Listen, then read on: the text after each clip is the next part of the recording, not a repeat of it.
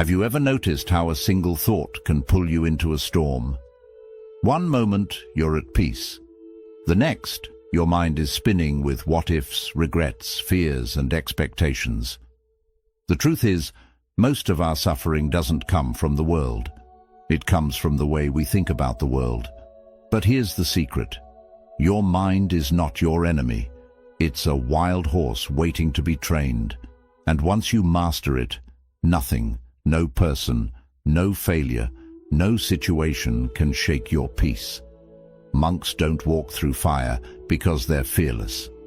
They walk through it because their minds are silent. They've learned the art of focus, the strength of stillness, the calm that doesn't waver no matter what the world does around them. And now, you're about to enter that same space of clarity. Not by running away from life, but by learning how to meet it with a mind that no longer trembles. 1. Your mind is the root. Calm it, and life follows. In Buddhism, everything begins with the mind. It's not just one part of who you are, it defines who you are. Your thoughts shape your emotions shape your actions, and your actions shape your life. The Buddha once said, "All that we are is the result of what we have thought." This means your reality is born from your mindset. If your thoughts are filled with worry, fear, or anger, your life will feel like a constant storm. But if your thoughts are grounded in peace, patience, and awareness, life becomes easier, even when things go wrong. Have you ever noticed how two people can go through the same difficult situation, yet one stays calm while the other falls apart? The difference is not what happened, it's how the mind responds. A restless mind will make small problems feel huge. It will exaggerate danger, create confusion, and keep you stuck in fear. But a calm mind can handle even the toughest situations with grace. When your inner world is still, the chaos of the outside world loses its power over you. That's why Buddhists don't try to control everything around them. They don't chase perfection in the world. They build peace within themselves. You cannot stop the waves of life, but you can learn how to surf. You can train your mind to respond wisely instead of reacting emotionally. The first step is awareness. Pause, breathe, feel your feet on the ground. Listen to your breath. These simple acts bring you back to the present moment where your power lives. Not in the future you worry about, not in the past you regret, but right here, right now.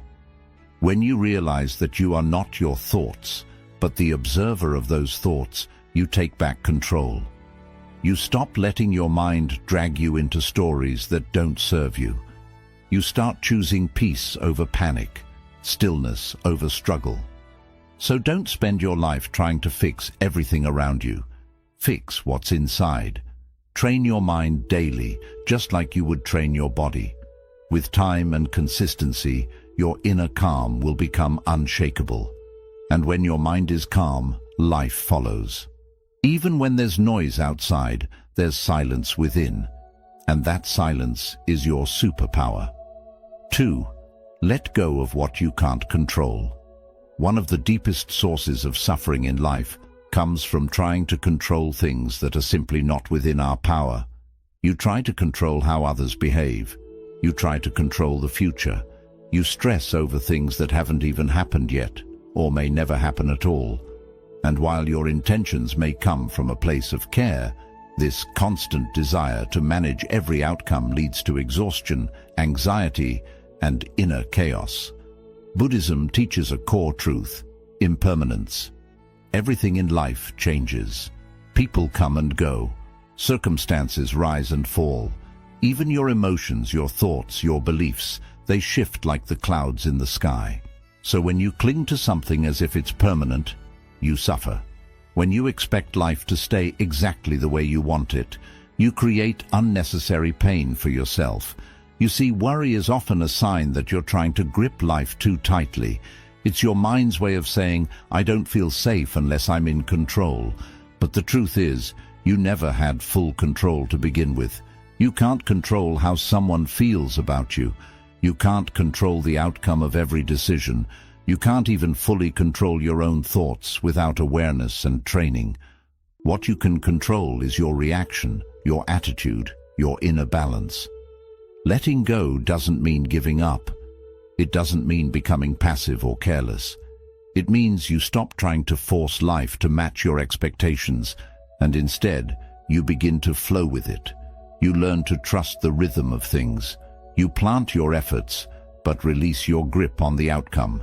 Ask yourself this powerful question: is this within my control? If the answer is no, breathe and let it go.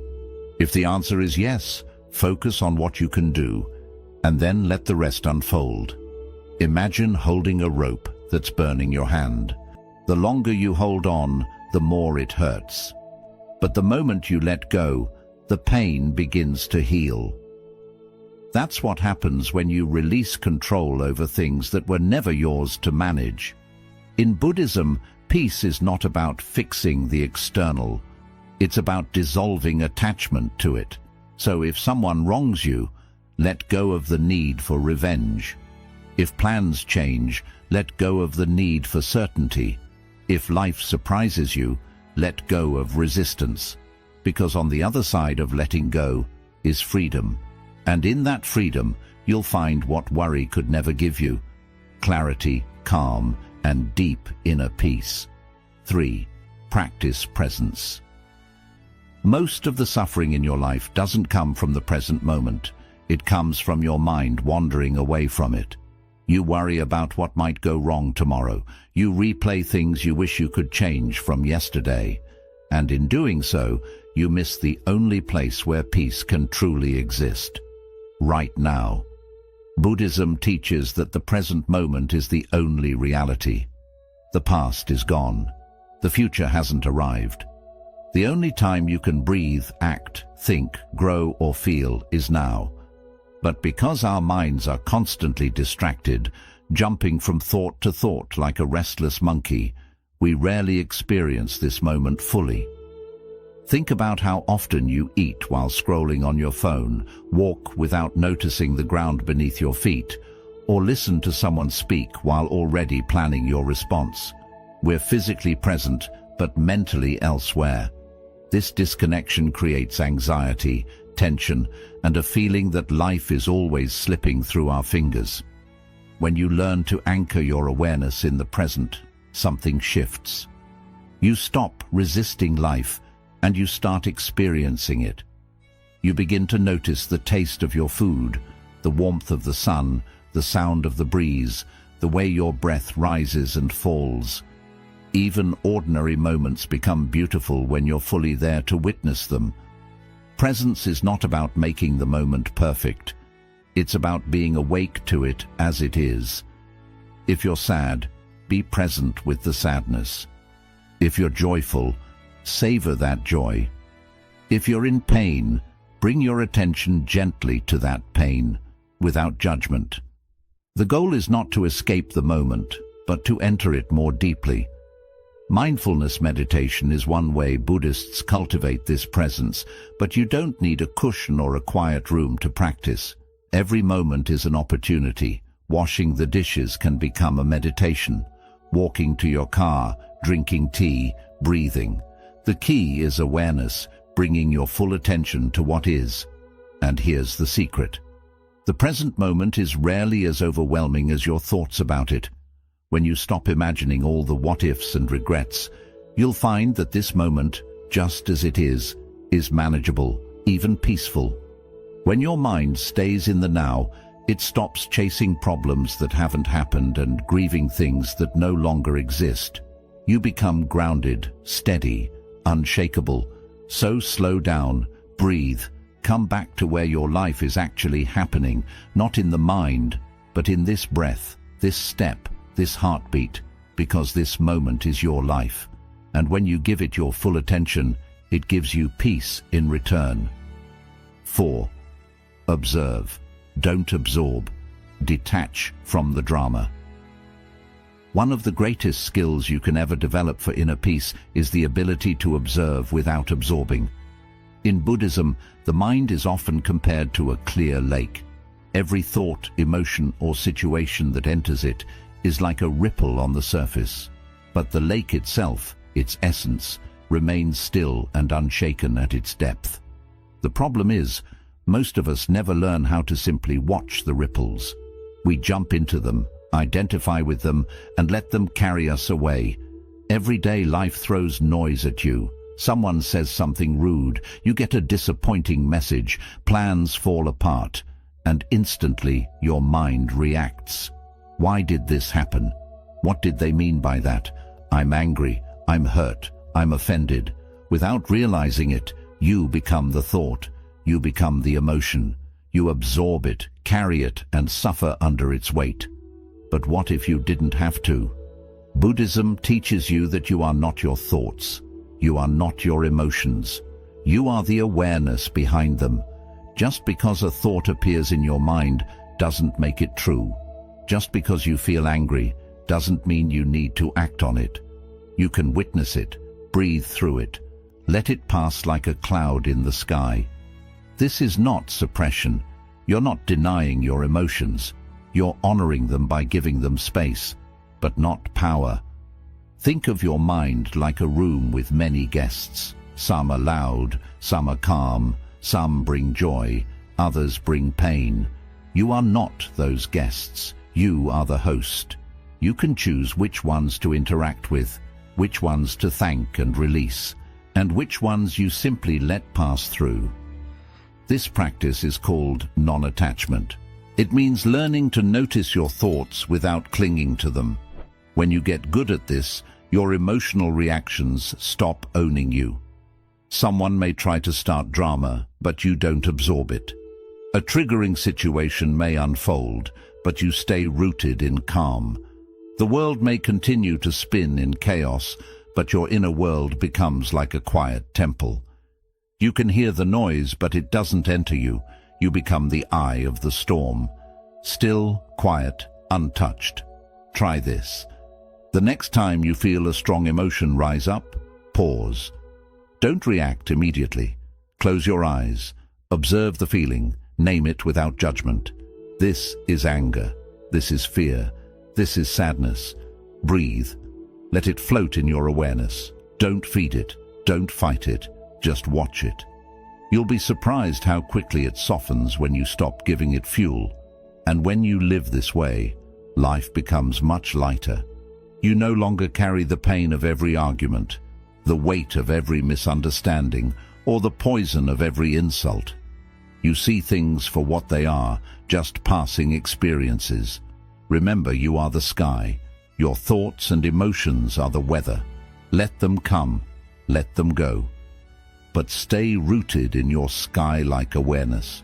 When you learn to observe without absorbing, you don't become cold, you become free. And in that freedom, you discover a level of peace that no drama, no person, no situation can ever take from you. 5. Repetition is power. Train your mind like a muscle. Most people believe that peace is something you stumble into by accident, something that just happens when life finally becomes perfect. But Buddhism teaches the opposite. Peace is not an accident. It's a discipline, a practice, a mental habit built through repetition. Think of your mind like a muscle. If you never train it, it becomes weak. It reacts emotionally to every little problem. It panics under pressure. It gets distracted easily, anxious quickly, and defeated often. But when you train your mind daily, intentionally, it becomes sharp, strong, and unshakable. Just like the body grows stronger through exercise, the mind grows calmer through repetition. In Buddhist monasteries, monks don't just meditate once and call it a day. They return to the cushion over and over again, every single morning. Not because it's easy, but because they know consistency builds power. It's not what you do once that transforms your mind. It's what you do every day, even when you don't feel like it. So how do you train the mind through repetition? Start with small, consistent practices. Every morning, sit in silence for 5 minutes and follow your breath. Watch your thoughts come and go like passing cars without chasing any of them. When your mind wanders, gently bring it back to the breath, again and again. That act of returning is where the strength is built. Repeat calming affirmations. Read a few lines of wisdom daily. Reflect on impermanence every time you feel yourself clinging to outcomes. These may seem simple, but done consistently, they rewire your brain. They build new mental patterns that replace worry with presence, reactivity with stillness, chaos with clarity. It's not about perfection. Your mind will wander. You'll feel restless. You'll forget. That's okay. What matters most is that you return. Every time you come back to the present moment, every time you choose peace over panic, you lay another brick in the foundation of a calmer mind. And just like a muscle, the results build slowly but powerfully. Imagine this. One person practices calmness once a month whenever life gets hard. Another person practices mindfulness for 10 minutes every day. Who do you think will be more grounded when a storm hits? The one who trained for it. So don't wait until life is peaceful to start your practice. Practice now, in the noise, in the stress, in the struggle. That's where real strength is born. And soon, you'll notice a shift. Things that used to trigger you don't bother you as much. You'll pause before reacting. You'll find your breath in moments where you used to lose your mind. That's the result of mental training. That's what repetition gives you. Control, clarity, and calm. Remember, every time you return to stillness, you become more powerful. Every time you focus your mind, you move closer to freedom, and every small repeated step becomes part of a great transformation. So train your mind like a monk trains his breath, patiently, daily, and with love. Because when you do it enough times, peace won't be something you visit. It will be where you live. 6. Choose stillness over reaction. In a world that constantly provokes you, stillness is one of the rarest and most powerful responses you can choose. People will test your patience. Situations will challenge your expectations. Life will not always be fair, but what determines whether you suffer or stay strong is not what happens. It's how you respond. Most people live in a state of automatic reaction. Someone says something offensive and they snap back. A plan falls apart and they panic. Their mind immediately jumps into defense mode, arguing, overthinking, complaining, or attacking. This constant reactivity creates a storm inside them that never settles, and without realizing it, they become slaves to every external trigger. But Buddhism teaches something radically different, the power of non-reaction. The Buddha said, "You will not be punished for your anger. You will be punished by your anger." This means every time you let the world dictate your emotions, you hand over your peace. You give away your power. Stillness, on the other hand, is not weakness. It's not passivity. It's mastery. Imagine someone insults you, trying to provoke you. Your ego wants to fight back, to prove yourself, to win the moment. But instead, you pause. You take a breath. You observe your inner reaction without feeding it. You choose not to respond, not because you're afraid, but because you're above it. That stillness shakes people more than anger ever could. Because when you're calm, you're unpredictable, you're unshakable. You become the one who holds the power, not by force, but by self-control. And stillness isn't just about staying silent in conflict. It's a way of moving through life. Stillness is walking away from drama instead of fueling it. Stillness is listening to understand instead of speaking to defend. Stillness is taking a deep breath before reacting to bad news. Stillness is sitting with your discomfort instead of escaping it through distraction. Stillness is allowing things to unfold without trying to force them. But how do you choose stillness in a world that rewards loud reactions? You train for it. Like a warrior sharpens his sword, you sharpen your awareness. Through daily meditation, mindful breathing and reflection, you build the space between stimulus and response. In that space lies your true freedom, the ability to respond with wisdom instead of reflex. Here's the truth. You don't need to attend every argument you're invited to. You don't need to fix every misunderstanding. You don't need to explain yourself to people committed to misunderstanding you. When you've found peace within, their chaos can no longer pull you out. Stillness is not the absence of emotion, it's the control of it. You might still feel anger, fear, or sadness, but you don't let those emotions drive your behavior. You acknowledge them and then choose your action with clarity. This is the path of the wise. Think of a candle in the wind. If the wind is too strong, the flame flickers, struggles, and eventually dies. But in stillness, protected, calm, the flame burns bright. Your inner flame is no different. If you constantly react, you'll burn out.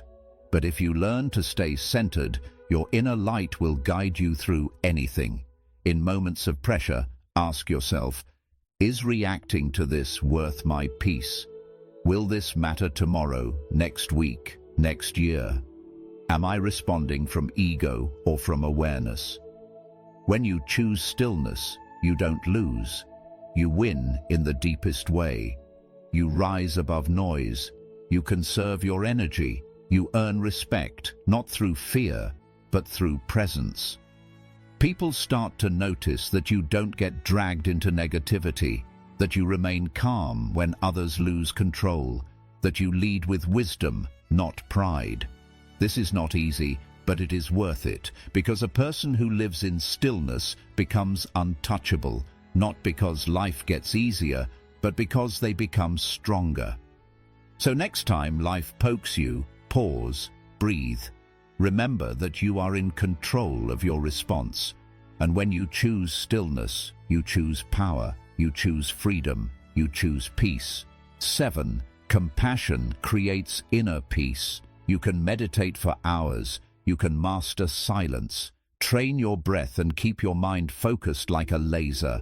But if your heart is heavy with judgment, resentment, or hatred, true peace will still escape you.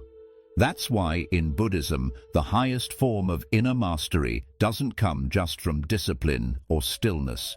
It comes from compassion. Compassion, or metta in Buddhist teachings, is the intentional practice of extending loving kindness not just to those you like or agree with, but to everyone, including those who hurt you, disagree with you, or disturb your peace. This may sound difficult, and it is, but it is also one of the most freeing practices you will ever experience. Why? Because the more you judge others, the more judgment grows inside you, the more resentment you hold, the more it harms your own mind. Holding on to anger, even if it feels justified, is like drinking poison and hoping the other person gets hurt. It never works. You don't need to forgive someone because they earned it. You forgive because you deserve peace. When you train your mind to choose compassion instead of reacting, you stop being controlled by other people's behavior. You rise above the drama, the blame, and the emotional traps. You stop letting your peace depend on how others act, and you start creating a peace no one can take away. Let's look at an example. Imagine someone lies about you or treats you with disrespect. The common reaction is to feel angry, want revenge, or distance yourself from them. But Buddhist wisdom teaches something deeply powerful. They are hurting too. A truly peaceful person doesn't need to harm others. People lie, cause pain, manipulate or gossip because they are hurting, because they feel lost, because they aren't aware of their own suffering. And when you understand this, you stop taking their actions personally. This doesn't mean you allow abuse.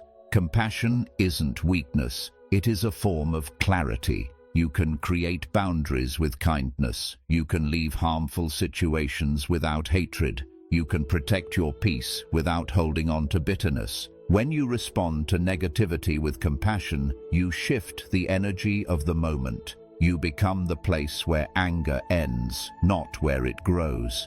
And here's the beautiful truth. Compassion isn't only for others, it's meant for you as well. Many people carry shame, guilt, and self-hate. They keep punishing themselves for their past. They replay memories they wish they could change. But peace doesn't come from being perfect. It comes from forgiveness. When you forgive yourself with the same kindness you would give a friend, you free your mind from the prison of regret. Buddhist monks often begin meditation by sending loving thoughts to themselves. May I be safe, may I be happy, may I be free from pain. Then they extend those wishes to others. May all beings be happy, may all beings be free from pain, even those who have hurt me. This isn't imagination. It's training the heart to stay open in a world that often tries to close it. And here's the shift. The more compassion you give, the more peace you feel, because you're no longer moving through life in a state of defense. You're not holding grudges, seeking revenge, or judging everyone you meet. You begin to see people not as enemies or problems, but as human beings, each carrying their own struggles, their own stories, and their own pain. This shift brings a deep sense of peace inside you. You no longer feel threatened by everything around you. You don't get upset as quickly. You respond instead of react. You try to understand instead of attack. You become like a mountain, strong, calm, and full of life. Even when storms come, you shine with peace because you've cleared the inner clutter that once stole your calm. So keep this in mind. No meditation, no philosophy, and no spiritual path is complete without compassion. It's the bridge between your mind and your heart. It's the root of true wisdom. And it's the power that makes inner peace a way of living, not just for you, but for everyone you meet. Choose compassion, not because it's easy, but because it sets you free, because it breaks the cycle of suffering, because it helps you love without fear and live without hate. In a world full of noise and separation, be the one who brings warmth. Be someone who understands. Be someone who chooses love, even when it's difficult. Because when you do, you'll find the highest kind of strength, a peaceful heart. Your mind is the most powerful tool you'll ever have. It can be your worst enemy or your best friend. And the difference depends on how you train it. Buddhist wisdom doesn't promise a life without challenges. It doesn't say the world will calm down just because you meditate, but it does teach you how to stay calm in a world that often isn't. Through these 7 lessons, quieting your mind, letting go of control, staying present, watching without taking in negativity, repeating habits that bring peace, choosing stillness and living with compassion, you slowly build a mind that stays steady, a mind that doesn't panic when tested, a mind that doesn't get lost in chaos, a mind that becomes a light, not just for you, but for those around you. So don't stress, don't hurry, don't let the world pull you away from your center. Breathe, stay focused, come back to this moment, and remember, peace isn't found in perfect situations. Peace is found in a trained mind. Train it every day, care for it gently, and your life will transform. Not because the world changed, but because you did. Thank you for watching. May your mind stay calm, may your heart stay kind, and may you move through life with the quiet strength of true peace.